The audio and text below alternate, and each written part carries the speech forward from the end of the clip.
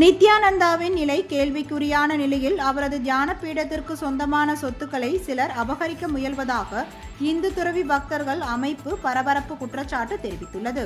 நெல்லை கொக்குரகுளத்தில் செய்தியாளர்களுக்கு பேட்டி அளித்த இந்து துறவு பக்தர் கூட்டமைப்பின் மாநில தலைவர் பால்ராஜ், இந்து மதத்தின் மீது நம்பிக்கையும் ஆர்வமும் உள்ளவர்கள் நன்கொடையாக அளித்த அந்த சொத்துக்களை நித்யானந்தா பெயரை பயன்படுத்தி அமெரிக்காவில் வசிக்கும் அருங்குன்றம் நாகராஜன் சந்திரசேகரன் என்பவர் சொத்துக்களை விற்பதற்கான உரிமை உள்ளது என்றும் பல்வேறு ஆவணங்களை தயார் செய்து தான் ஞானபீடத்தின் ட்ரஸ்டி என்று கூறுவதாக தெரிவித்தார்.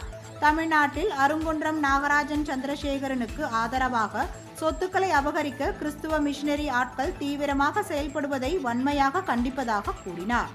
நித்யானந்தா தியான பீடத்திற்கு மக்கள் கொடுத்த சொத்துக்களை தமிழக அரசு மீட்டு திரும்ப அவர்களிடமே வழங்க வேண்டும் என கேட்டுக்கொண்டார்.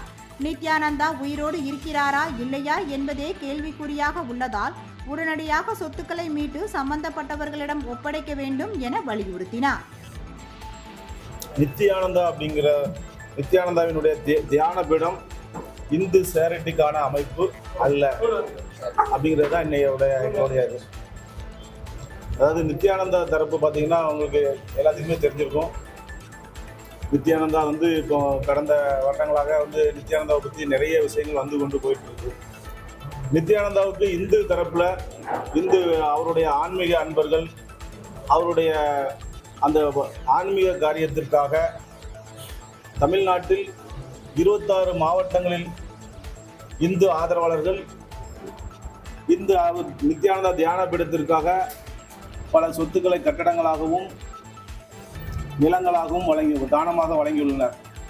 இந்நிலையில் தற்போது உள்ள சூழ்நிலையில் அந்த சொத்துக்கள் அனைத்தையும் நித்யானந்தாவின் பெயரில் திரைமறைவில் இருந்து கொண்டு அமெரிக்காவில் இருந்து கொண்டு வேலை பார்க்கும் அருங்குன்றம் நாகராஜன் என்பவர் அந்த சொத்துக்களை அபகரிக்க கிறிஸ்தவ மிஷனரிகளுடைய கைக்கூலியாக இன்று செயல்பட்டு வருகிறார்.